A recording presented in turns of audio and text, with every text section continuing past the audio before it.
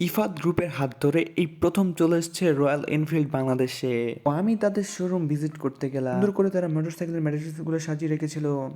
আর তখনই সামনে গেলাম, আর সেখানেও তারা একইভাবে জুতো থেকে শুরু করে নানা রকমের জিনিস তারা ডিসপ্লে করে রেখেছিল। জুতোগুলোর প্রেমে পড়ে গেলাম।